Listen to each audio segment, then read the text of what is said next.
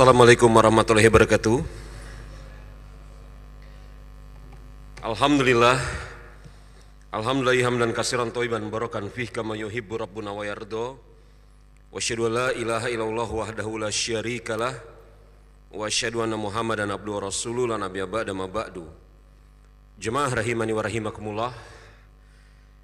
Ini adalah pertemuan kita yang kedua dari membahas seruan yang ke-11, seruan dari Allah Subhanahu wa Ta'ala kepada kaum muslimin, kaum mukminin, yakni seruan yang ke-11 terkait permasalahan hutang piutang, penulisannya dan persaksiannya.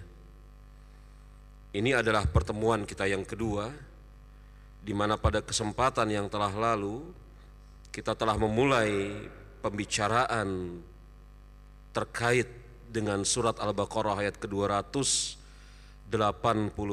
ini, khususnya di dalam masalah penulisan hutang piutang.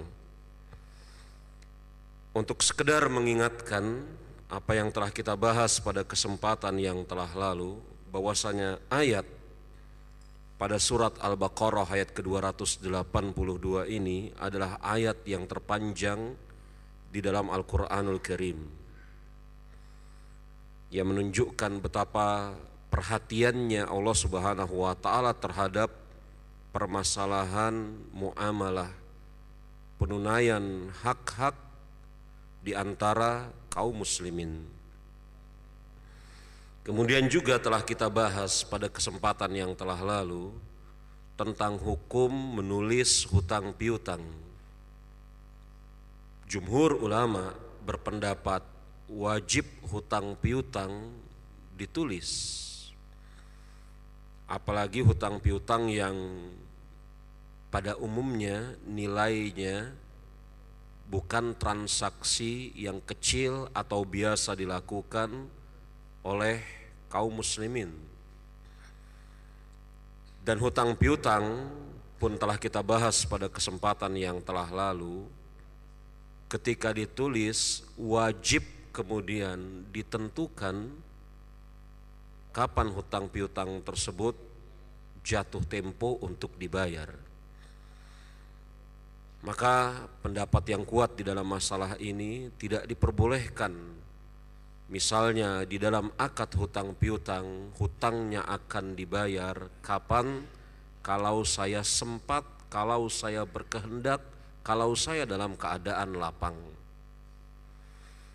Akad hutang piutang seperti ini adalah akad hutang piutang yang rusak, lagi cacat.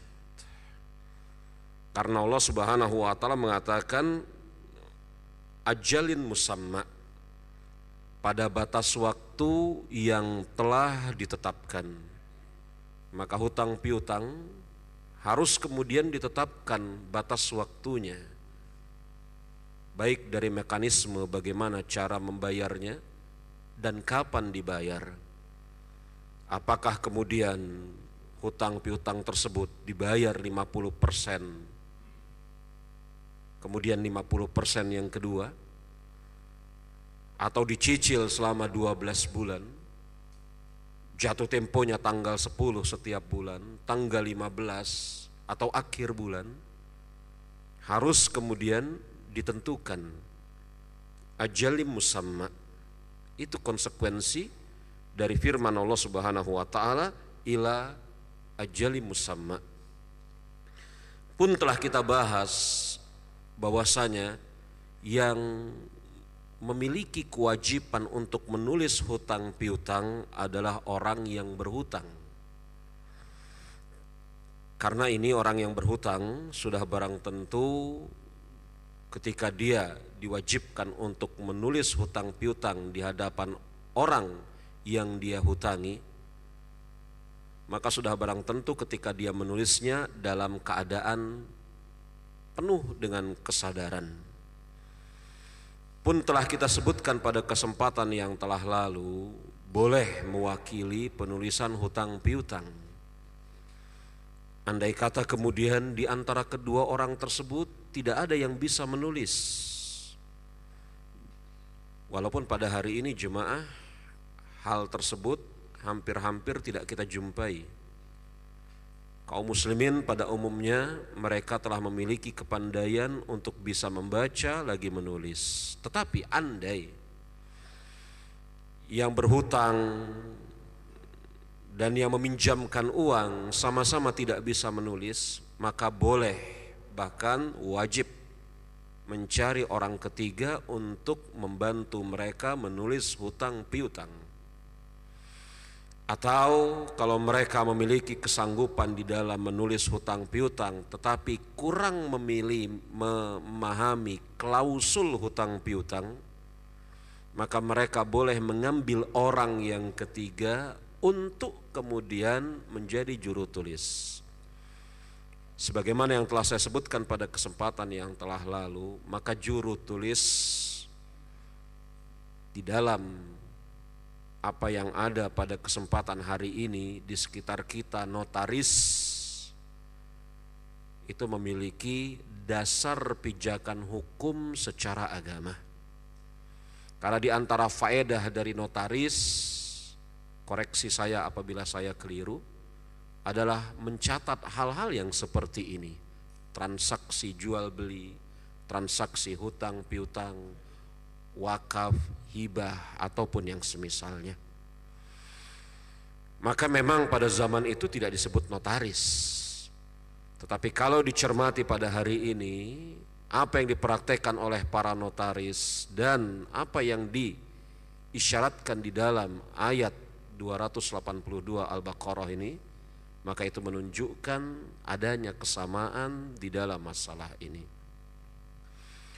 Telah selesai pembicaraan tentang hutang piutang dan kewajiban menulisnya, maka kemudian Allah Subhanahu wa Ta'ala berpindah kepada persaksian di dalam hutang piutang. Inilah yang belum sempat kita bahas pada kesempatan yang telah lalu. Persaksian di dalam hutang piutang, di mana Allah Subhanahu wa Ta'ala berfirman dari pertengahan ayat surat Al-Baqarah 282, wastashhidu syahidaini minar rijalikum fa in lam yakuna rajulaini farajulun wa imra'atani mimman tardawna minna syuhada'i ila akhir ayat. Maka persaksikanlah proses penulisan hutang piutang tersebut dengan adanya dua saksi. Berarti ada berapa orang yang terlibat di dalam proses hutang piutang di sana jemaah? 4 orang. Yang pertama yang berhutang, yang kedua yang menghutangkan uangnya, yang ketiga yang ketiga dan keempat 2 orang saksi, dan di sana mungkin ada orang kelima. Siapa? Juru tulis hutang piutang. Para ulama berbeda pendapat. Bolehkah juru tulis hutang piutang ini? Kan di sana ada 4 orang ya. Yang pertama yang berhutang, yang kedua yang menghutangkan uangnya, yang ketiga dan yang keempat 2 orang saksi. Apabila kemudian 2 orang yang menjalani akad hutang piutang ini tidak mampu membaca lagi menulis atau memerlukan bantuan, maka mereka boleh meminta bantuan orang ketiga juru tulis. Maka kemungkinannya di sana ada 5, begitu. Maka ulama berbeda pendapat, bolehkah juru tulis hutang piutang sekaligus bertindak sebagai saksi hutang piutang tersebut? Clear permasalahannya?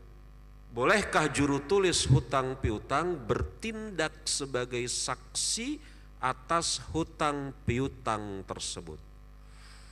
Pendapat mayoritas ulama tidak memperbolehkannya. Karena juru tulis hutang piutang itu diminta untuk menulis oleh orang yang berhutang. Kalau sekaligus dia menjadi saksi dan andai terjadi perselisihan di kemudian hari, maka akan besar kemungkinan sang juru tulis ini memihak kepada orang yang memintanya untuk menulis hutang piutang, yakni yang berhutang. Maka kalau kita terapkan di dalam keadaan hari ini, juru tulis yakni notaris, dia tidak boleh sekaligus bertindak sebagai saksi hutang piutang. Dan ini pendapat yang benar lagi baik sekali. Karena Allah Subhanahu wa taala, apabila Anda cermati dari awal sampai potongan ayat yang sedang kita bahas ini, menyebutkan orang-orang ini yang berhutang dan yang menghutangkan uang, juru tulis, dua orang saksi. Dan Allah Subhanahu wa taala tidak sebutkan isyarat secara tersirat apalagi tegas bahwasanya salah satu di antara mereka boleh memegang lebih dari satu peran. Yakni yang berhutang tidak boleh menjadi saksi. Yang berhutang tidak boleh menjadi saksi.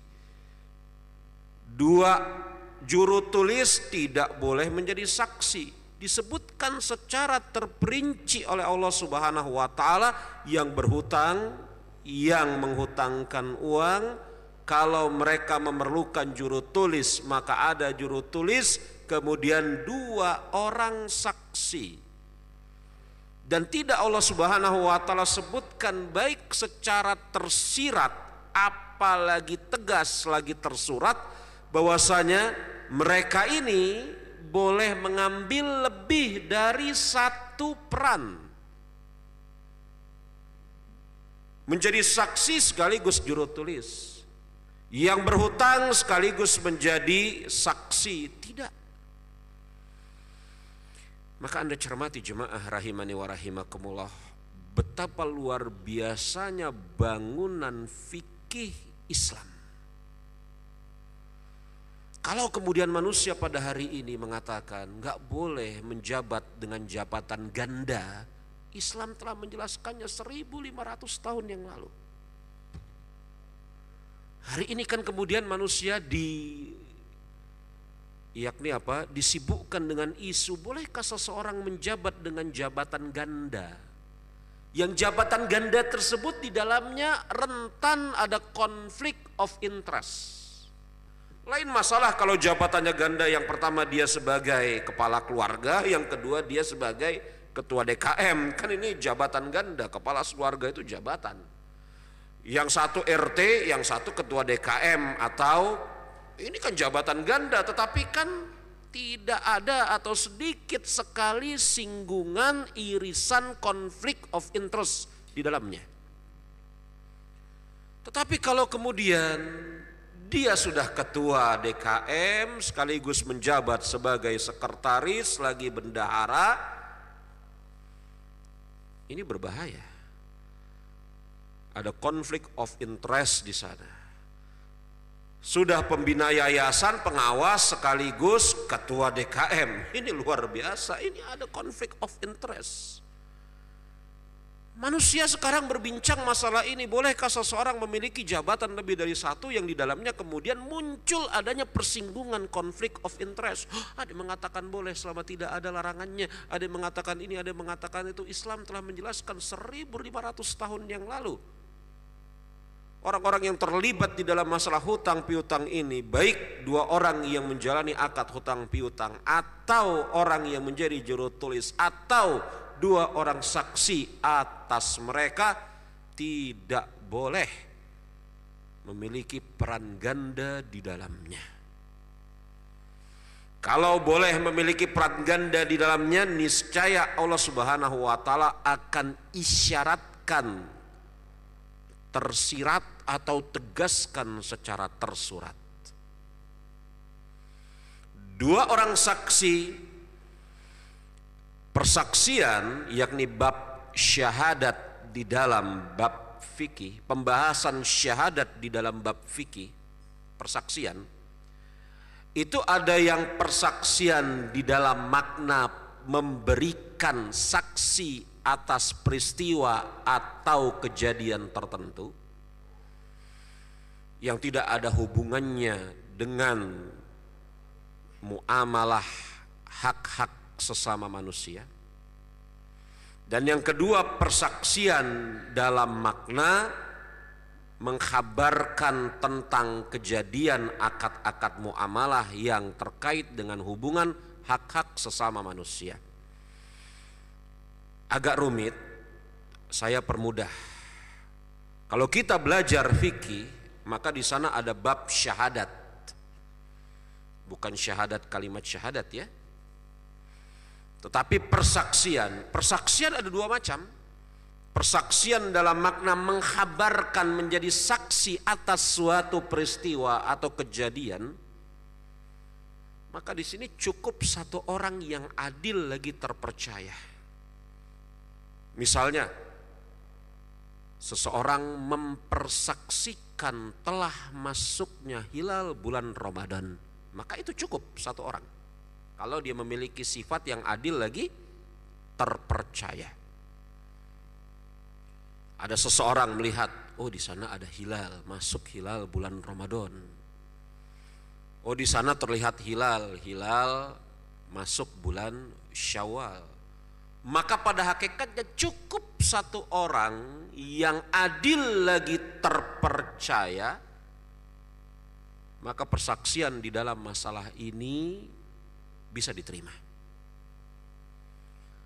Adapun model persaksian yang kedua yang terkait dengan penunaian hak-hak sesama manusia, maka dia bentuknya atau modelnya beraneka ragam.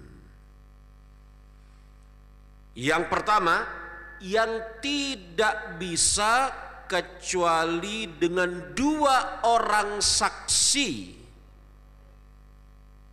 Misalnya akad hutang piutang dan yang semisalnya. Maka kalau hanya ada satu orang saksi di dalam akad hutang piutang, itu cacat di dalam perjanjian hutang piutang tersebut. Harus ada dua orang saksi.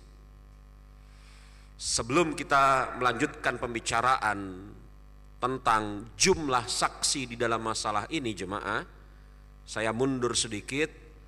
Seseorang yang boleh dan layak untuk menjadi saksi sudah barang tentu memiliki kriteria. Ini peringatan bagi saya dan Anda semua, khususnya Anda. Saya rasa mungkin ada di antara Anda ya di sini yang menjadi notaris ataupun semisalnya, mungkin ada ya.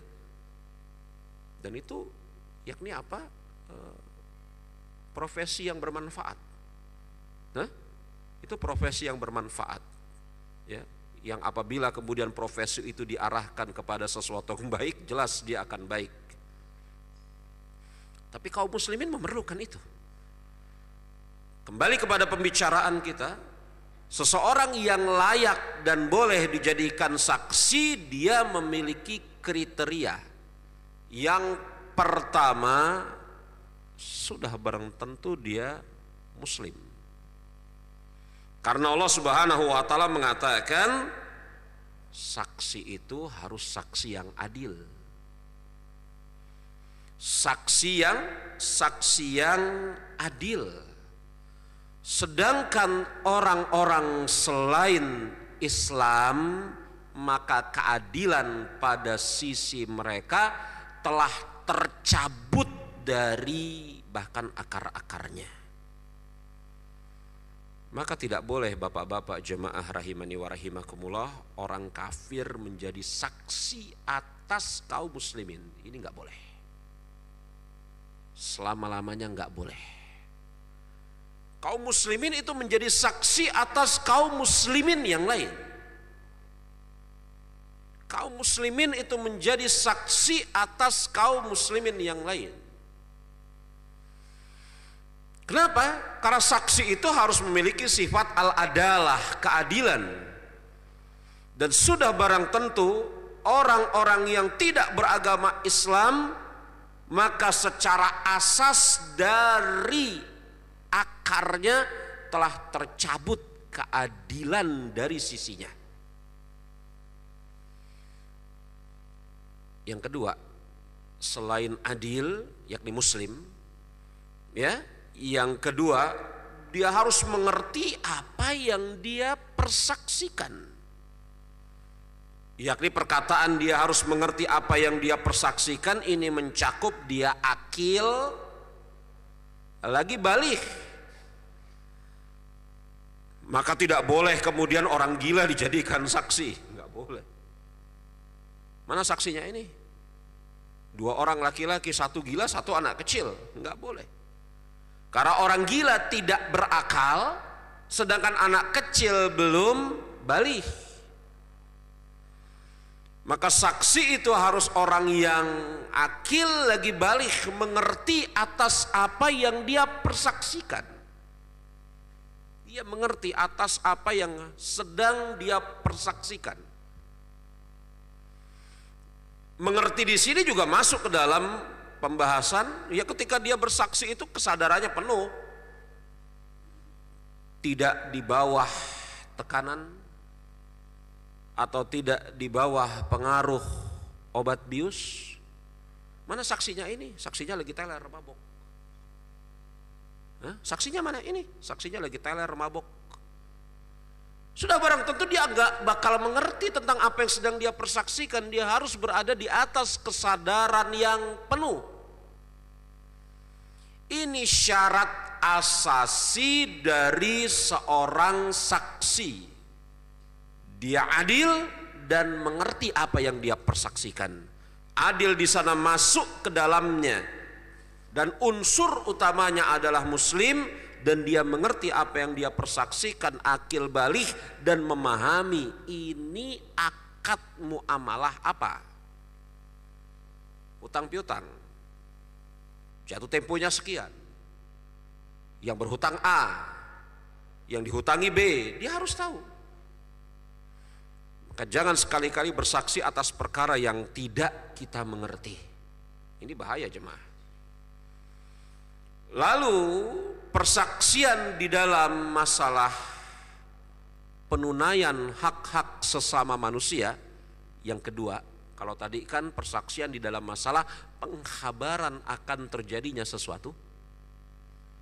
Yang pertama tadi. Sedangkan yang kedua ini persaksian yang terkait dengan penunaian hak-hak sesama manusia. Maka ada yang tidak bisa tertunaikan kecuali di sana dihadiri oleh 2 orang saksi dari jenis kelamin laki-laki. Contohnya akad muamalah hutang piutang ataupun yang selainnya. Sudah barang tentu ini kalau akad muamalah hutang piutangnya itu jemaah, ya hutang piutang yang besar ya. Ini telah kita bahas pada kesempatan yang kemarin ya. Kalau hutang piutangnya lagi makan bakso, wah saya nggak punya duit ini, bayarin dulu bakso saya, berapa? 50.000. Ya tidak perlu Anda sibuk-sibuk cari saksi, juru tulis segala macam. 50.000 menurut sebagian besar di antara kita itu perkara yang walaupun itu memang betul-betul relatif ya. Tapi pada kebanyakan kita, uruf kita 50.000 itu gak kita pusingkan. Tapi kalau kemudian akadnya itu sampai ratusan juta, miliaran, itu bukan akad yang kecil pada sebagian besar di antara kita. Ya, 2 orang laki-laki sebagai saksi di dalam masalah ini. Kalau tidak ketemu 2 orang laki-laki, maka 1 orang laki-laki dan 2 orang perempuan. Seperti apa yang Allah Subhanahu wa Ta'ala sebutkan di ayat ini, Al-Baqarah 282. Andai kata tidak ketemu 2 orang laki-laki, maka 1 orang laki-laki dan 2 orang perempuan. Ini sekaligus menunjukkan kepada kita perempuan itu tidak sama dengan laki-laki. Persaksian 1 orang laki-laki itu sebanding dengan 2 orang perempuan. Maka jangan samakan sesuatu yang berbeda, sebagaimana juga jangan bedakan sesuatu yang sama. Islam telah menetapkan suatu kaidah, tidak boleh membedakan sesuatu yang sama, sebagaimana tidak boleh menyamakan sesuatu yang berbeda. Adapun di dalam masalah ini Allah Subhanahu wa taala membedakan laki-laki enggak sama-sama perempuan. Persaksian laki-laki satu, kalau hendak dikonversi kepada perempuan maka harus dua. Laisa zakaru kal unsa, tidak sama laki-laki dengan seorang perempuan. Ali Imran ayat ke-36. Dua orang laki-laki, andai kata tidak ketemu satu orang laki-laki, dua orang perempuan. Andai kata tidak ketemu dua orang laki-laki secara sekaligus, apakah boleh dikonversi menjadi 4 orang perempuan? Jawabannya tidak. Ditunda. Karena apa sulitnya bagi Allah Subhanahu wa taala melanjutkan lafaz ayat ini? Apabila tidak ketemu satu orang laki-laki, apabila tidak ketemu 2 orang laki-laki, maka 1 orang laki-laki 2 orang perempuan. Andai kata tidak ketemu 2 orang laki-laki, maka rubahlah jadi 4 orang perempuan. Apa sulitnya bagi Allah Subhanahu wa taala untuk merubah dengan lafaz seperti itu atau menambahnya? Ketidakadaan penjelasan lanjutan di dalam masalah ini menunjukkan apabila tidak ada 2 orang laki-laki, maka tidak bisa dikonversi menjadi 4 orang perempuan. Ditunda terlebih dahulu. Ini pendapat yang kuat. Ada persaksian yang harus 4 orang laki-laki. Persaksian kapan? Ketika kemudian mempersaksikan tuduhan perzinaan. Iya kan? Jadi kalau kita bicara tentang syahadat, yakni persaksian, maka tidak terjadi persaksian yang benar lagi tepat dianggap dalam hukum Islam di dalam bab tuduhan zina, kecuali 4 orang laki-laki, harus laki-laki, mempersaksikan dan bersaksi bahwasanya telah terjadi hubungan perzinaan. Kalau 4 orang ini kurang 1, enggak terjadi. Maklum ini. Ya. Lalu itu yang kedua. Yang pertama tadi apa?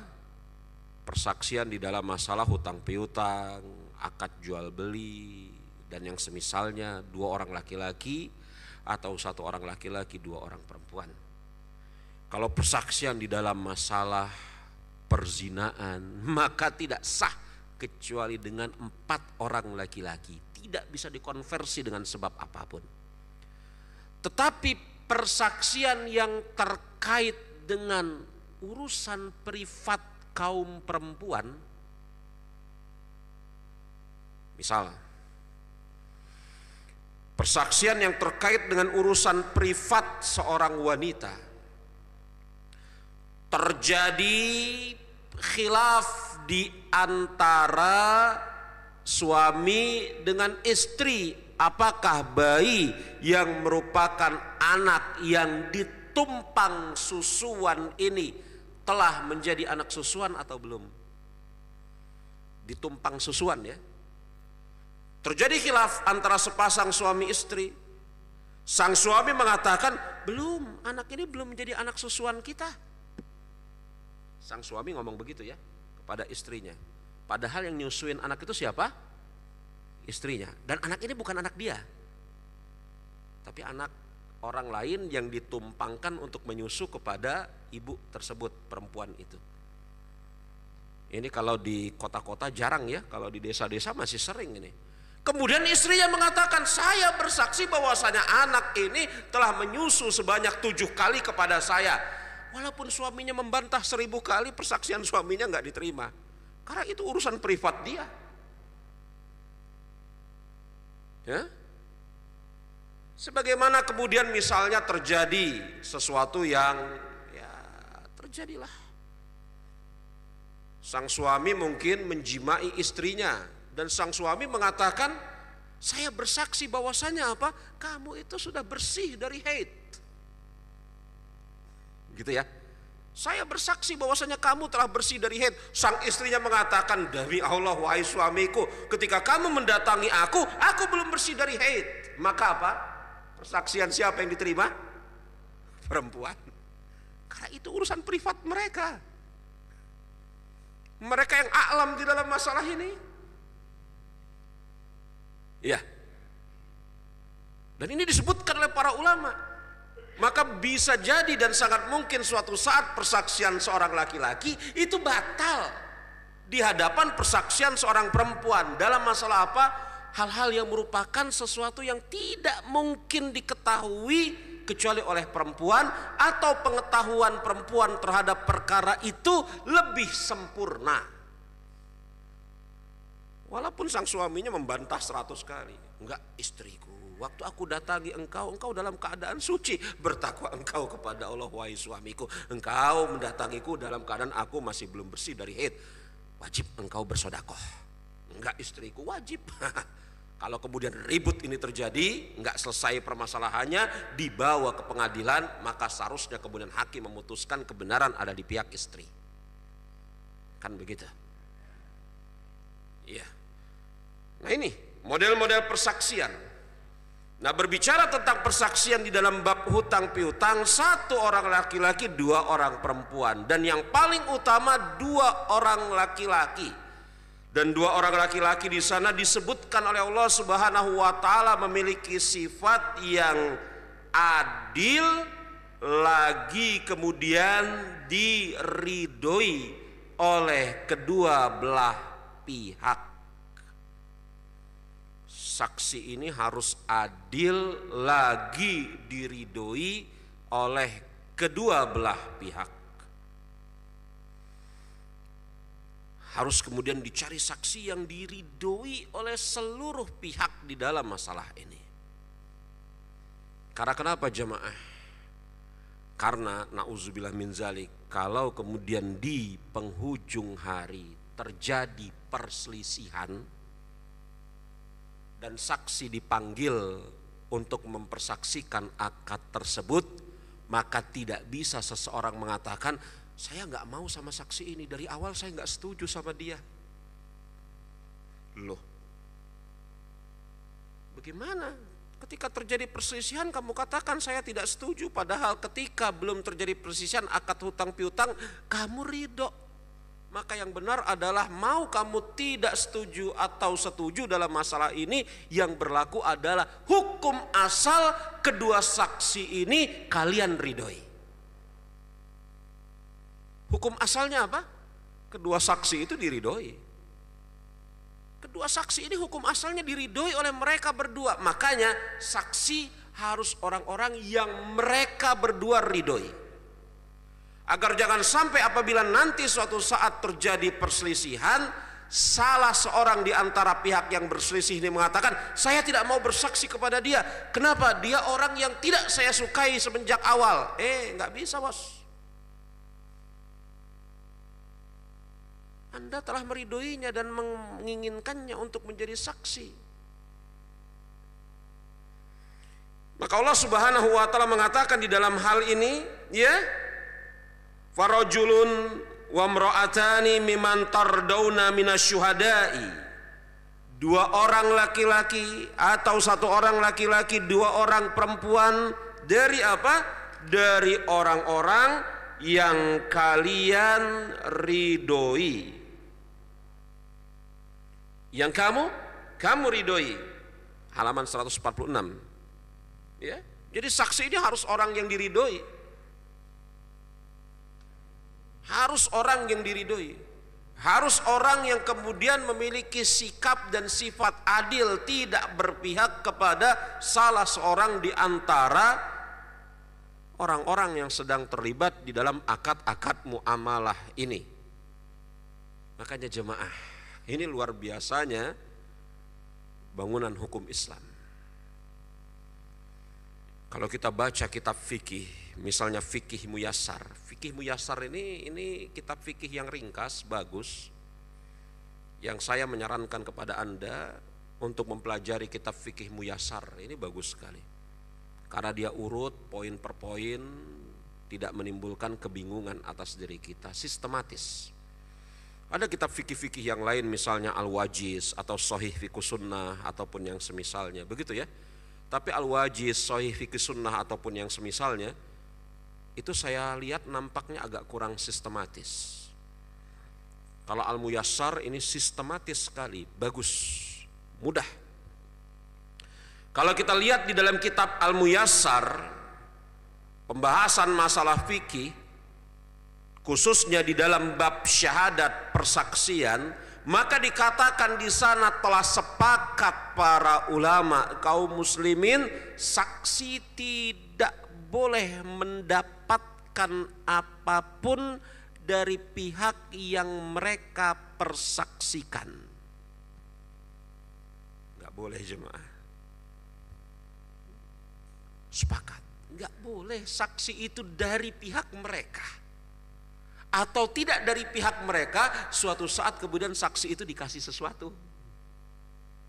Kalau yang tadi kan telah kita sebutkan,